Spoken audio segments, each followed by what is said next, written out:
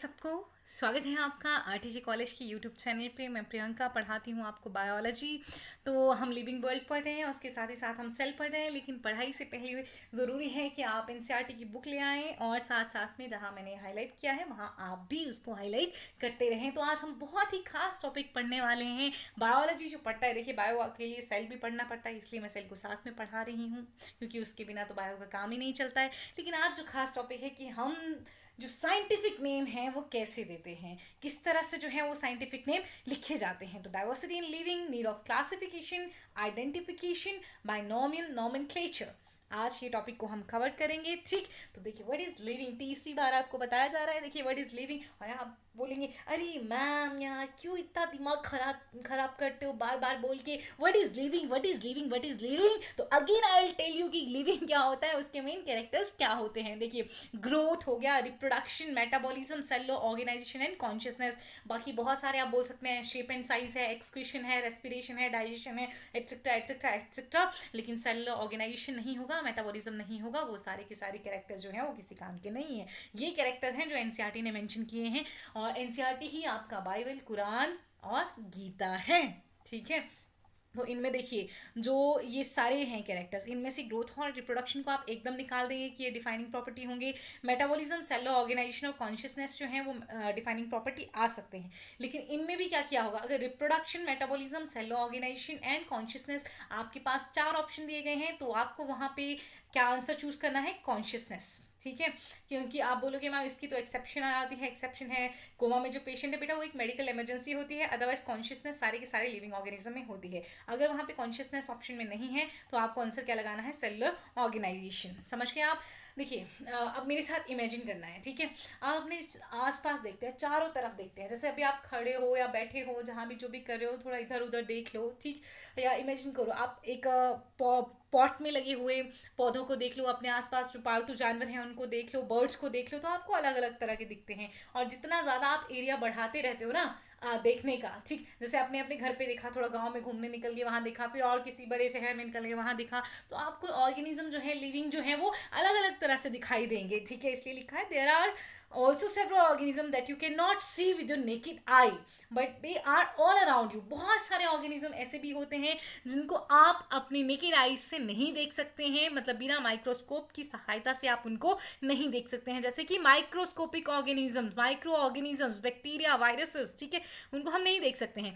अगर आप किसी घने जंगल में चले जाते हैं तो आप क्या देखेंगे कि वहाँ बहुत सारे पेड़ हैं, अलग अलग तरह के पेड़ हैं, अलग अलग तरह के जानवर हैं। मैम नहीं जाएंगे हम, अगर हमें कुछ हो गया तो लेकिन अगर आप जाएंगे तो आपको वहाँ पे बहुत अलग अलग तरह के पेड़, अलग अलग तरह के जानवर देखने को मिलेंगे। और जो हर एक पेड़ होगा, हर एक जानवर होगा, वो क्या करेगा, वो एक स्पीसीज को रिप्रेजेंट करता है। अब एक स्पीसीज, अब ऐसा मत सोचो भाई कि हर एक जानवर, हर एक इंसान, हम होमोसेपियंस हैं बेटा। ठीक, एक ही नाम होगा सबके लिए, वो एक ही स्पीसीज है। अब इंसान की एक ही स्पीसीज है, कुत्ते की एक ही स्पीसीज है, चाहे वो कोई भी हो, फिर चाहे किसी भी वैरायटी का हो, किसी भी प्रजाति का हो। ठीक, लेकिन स्पीसीज जो है, मतलब वैरायटीज आगे आ जाती है ना उनकी।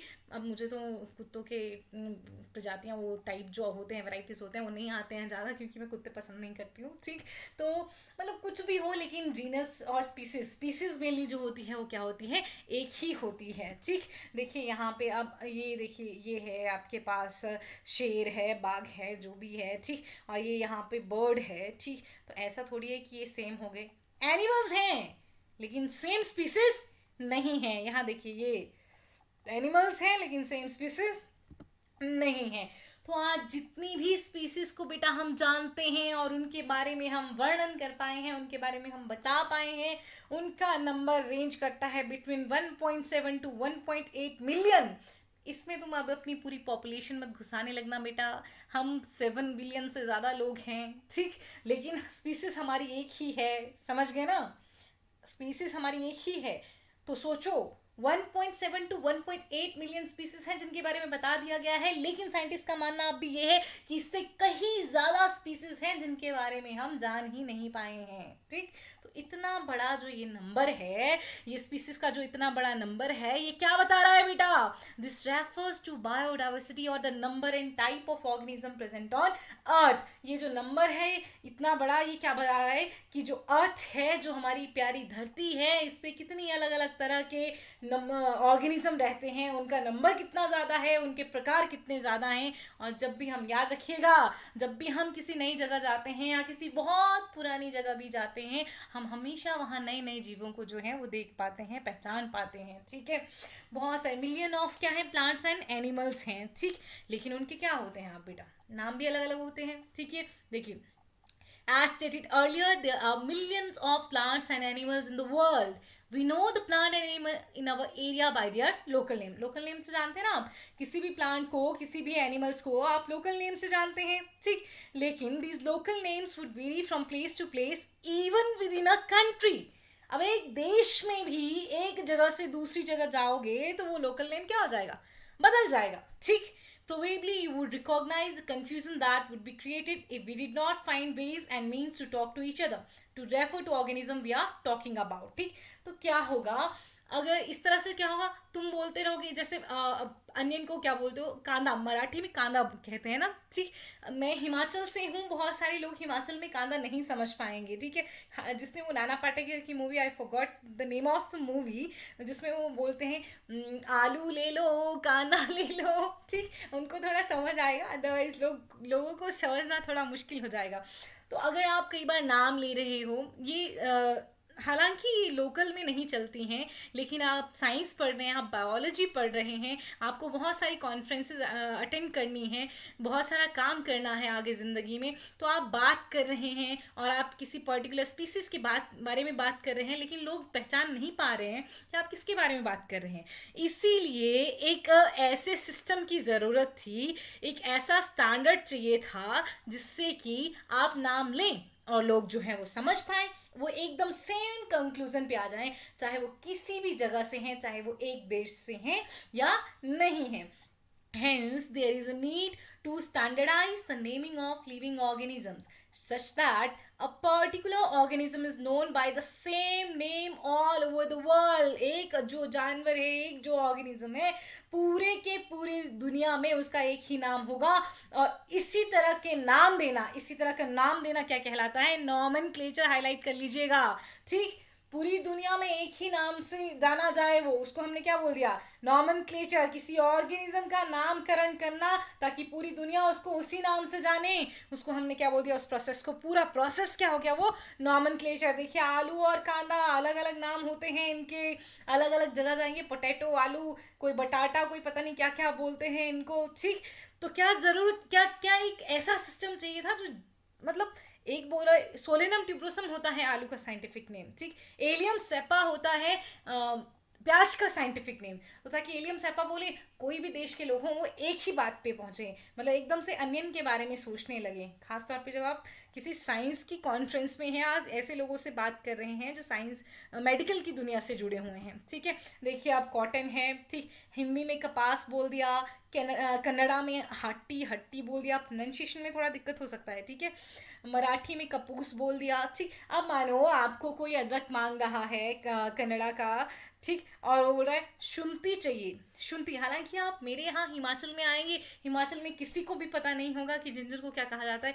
अले, एल, अले, आप जो भी बोल रहे हैं, ठीक है, मेरा मजाक मत बनाइएगा, क्योंकि मुझे नहीं एग्जैक्टली पता इसका प्रोनाउंसिएशन किस तरह से किया जाता है। ठीक है, तो अले मांग रहे हैं, तो वो पता क्या सोचेंगे आप, जैसे बोलते हैं ना, अरे अरे अरे अरे, वो सोचेंगे कि आप तोतली आवाज़ में बोले अले अले अरे। ठीक है, तो ये कंफ्यूजन क्रिएट करता है। तो ऑब्वियसली इसीलिए हमें क्या देना है, नाम देना है, एक ऐसा नाम जिससे कि सब जान पाए। जब हम नाम लें तो दिमाग में एक ही पिक्चर बने सबके। ठीक है, लेकिन नामकरण से पहले देखिए, घर पे लड़का हुआ, लड़की हुई, ये क्लैरिफाई किया जाता है ना, तभी तो क्या दिया जाता है, नाम दिया जाता है। ऐसा तो नहीं कुछ भी हो गया उसका नाम रख दिया मनीषा, रजनी, या सीधा रख दिया रजत, चाहे वो लड़का है चाहे लड़की है, ऐसा नहीं होता है। तो obviously Nomenclature or naming is only possible when the organism is described correctly and we know to what organism the name is attached to. ठीक, तो हालांकि जैसे ऑर्गेनिज्म को जो है वो अच्छी तरह से आइडेंटिफाई किया जाएगा, दिस इज आइडेंटिफिकेशन, मतलब अच्छे से उसकी डिस्क्रिप्शन दी जाएगी, फिर उसको नाम दिया जाएगा, वो डिस्क्रिप्शन सबको बताई जाएगी, फिर उस ऑर्गेनिज्म को नाम दे दिया गया, बाद में दिया जाएगा। ठीक, तो हालांकि मतलब फिर जब भी कोई नाम लेगा उस ऑर्गेनिज्म का तो सबके दिमाग में वो डिस्क्रिप्शन होगी और एकदम से वो आइडेंटिफाई कर पाएंगे। तो नाम देने से पहले क्या जरूरी है बेटा? आइडेंटिफिकेशन। तो सबसे पहले क्या किया जाता है? आइडेंटिफिकेशन किया जाता है।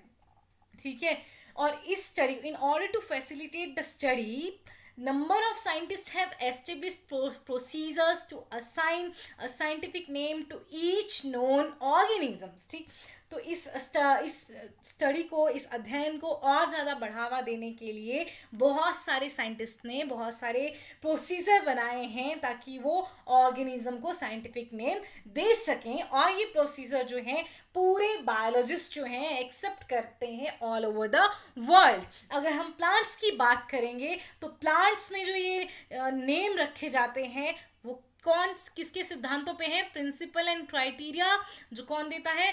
International code for botanical nomenclature. International code for botanical nomenclature में जितने भी सिद्धांत दिए गए हैं उन्हीं पे बेस्ड जो है प्लांट को नाम दिए जाते हैं। सिमिलरली एनिमल्स में किस पे? International code of zoological nomenclature के पे जो प्रिंसिपल्स दिए हैं उन्हीं के बेस पे एनिमल्स को नाम दिया जाता है। ठीक, साइंटिफिक नेम जो है इंश्योर करता है each organism has only one name. हर एक ऑर्गेनिज्म का क्या होगा? एक ही नाम होगा। Description of any organism should enable the people in any part of the world to arrive at the same name।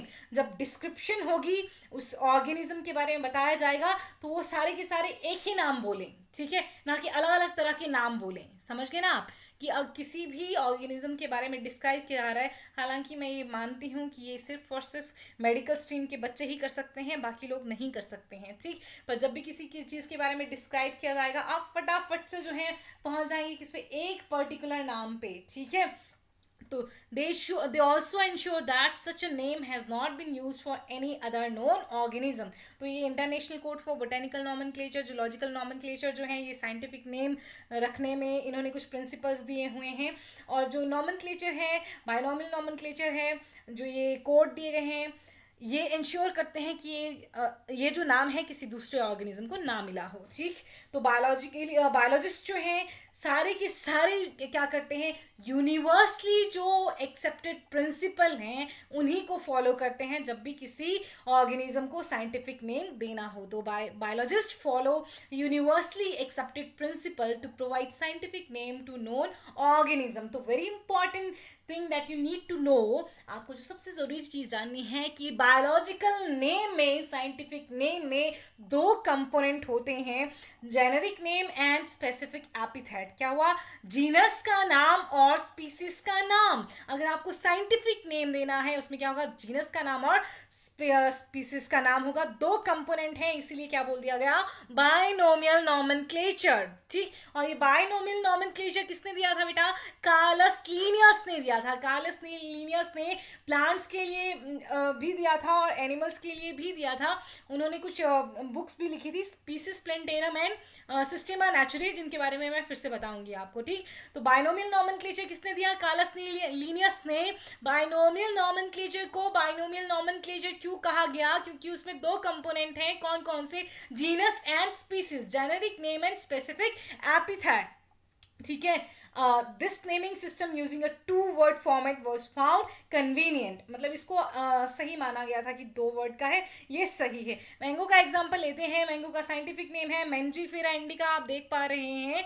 तो इसमें मैंजीफेरा दो कंपोनेंट है, 1 और 2, फर्स्ट एंड सेकंड। पहला है जीनस, दूसरा है स्पीसीज। ठीक है, तो जब भी अब ये जो नाम है इसके लिए क्या रूल हैं? ये जो 4 रूल दिए गए हैं, इसके अलावा भी आप बहुत सारे रूल इधर उधर पढ़ लेंगे, लेकिन ये 4 basic and most important rules हैं जो आपको याद रखने हैं।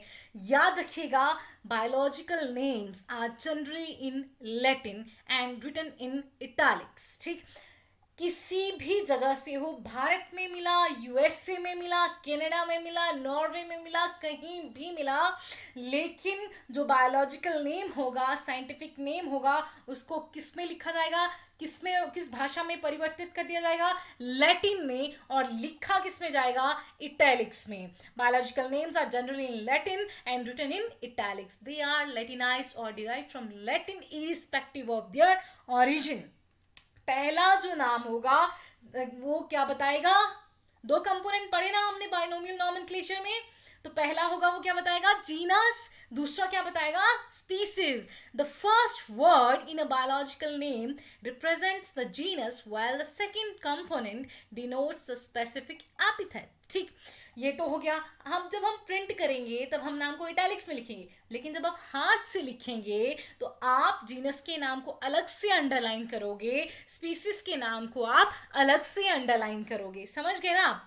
Both the words in a biological name when handwritten are separately underlined or printed in italics to indicate their Latin origin. समझ गए ना. तो पहला वर्ड जो जीनस का होगा उसका फर्स्ट लेटर, जैसे मैंजीफेरा में जो एम है आप देख पा रहे हैं वो कैपिटल है, और स्पीसीज का जो फर्स्ट लेटर है आई, इंडिका में आई क्या है, स्मॉल है. तो समझ गए, जीनस का जो वर्ड है उसमें जो फर्स्ट लेटर है वो कैपिटल होगा, लेकिन स्पीसीज में कैसा होगा, स्मॉल होगा. The first word denoting the genus starts with a capital letter while the specific epithet starts with a small letter. It can be illustrated with the example of mangifera indica. अब देखिए, author का नाम लिखना है, किसने उस species को describe किया है, कुछ किसने उसके बारे में बताया है, तो उसका नाम जो है वो स्पीसीज के बाद लिख दिया जाता है एब्रीवेटेड फॉर्म में. मैंजीफेरा इंडिका, लिन का मतलब है लीनियस ने मैंजीफेरा इंडिका को डिस्क्राइब किया था सबसे पहले. Name of the author appears after the specific epithet that is at the end of the biological name and is written in an abbreviated form. For example mangifera indica Linnaeus. अब बेटा यहाँ मत बोलना कि मैम इसको Linnaeus को भी underline करना है, नहीं बेटा, लीनियस को अंडरलाइन नहीं करना है, मैंजीफेरा को करना है और इंडिका को करना है अलग अलग से. मैं आपको एक और बात बता दूं, ट्राइनोमियल नॉमेनक्लेचर भी है, तीन तीन नाम भी होते हैं, लेकिन उसके बारे में भी मैं आपको बता दूंगी कि किस तरह से. एक अलग से मैं एक लेक्चर लूंगी जिसमें मैं एक्स्ट्रा स्ट्रोक्स लूंगी, एक्स्ट्रा जो है आपको बताऊंगी, ठीक, कि किस तरह से जो है अगर तीन नाम आपने लिखे हैं तो किस तरह से आपको अंडरलाइन करना है, क्या करना है. ठीक है, मैंजीफेरा इंडिका यहाँ पे आप देख लीजिए. और ये याद रखिए कि जीनस और स्पीसीज का नाम जो है वो सेम भी हो सकता है, जैसे कि नाजा, नाजा कोबरा का साइंटिफिक नेम है, जिसमें जीनस और स्पीसीज का दोनों का नाम क्या है, नाजा एंड नाजा. तो इसको हम टॉटोनिम बोल देते हैं. इस तरह जब जीनस और स्पीसीज का नाम सेम होता है उसको हम क्या बोलते हैं, टॉटोनिम. तो देखिए यहाँ पे बहुत सारी साइंटिफिक नेम दिए गए हैं. ये जो साइंटिफिक नेम है आपको बहुत जगह पढ़ने पड़ेंगे, बायोलॉजी में बार बार पढ़ने पड़ेंगे, तो अच्छा है कि आप याद कर लेंगे. तो जो आपको रूल्स बताए गए हैं बेटा, देखिए दो नाम हैं, दो कंपोनेंट है बाइनोमियल नॉमेनक्लेचर में, एक हो गया जीनस, दूसरा हो गया स्पीसीज. जीनस जो है वो क्या होगा, उसका फर्स्ट लेटर कैसा होगा, कैपिटल होगा. स्पीसीज का फर्स्ट लेटर कैसा होगा, स्मॉल होगा.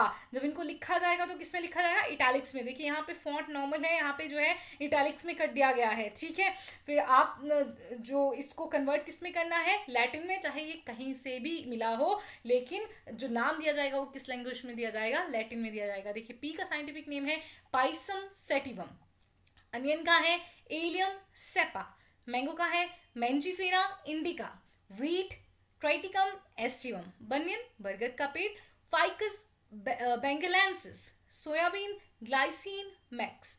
एनिमल्स में देखिए फ्रॉग राना टिग्रीना, जनरली जो इंडिया में मिलता है, Rana hexadactyla, cat Felis catus, dog Canis familiaris, house fly घर पे जो मक्खी होती है जो उड़ती रहती है, मस्का domestica, cobra Naja naja, common crab Cyprinus carpio, human Homo sapiens, western honeybee Apis mellifera. तो ये साइंटिफिक नेम जो हैं ये आप याद रख लेंगे. इसी के साथ जो है हम अपना लेक्चर ख़त्म कर देंगे. मुझे उम्मीद है आपको आया होगा कि किस तरह से जो है वो साइंटिफिक नेम लिखे जाते हैं, और आपके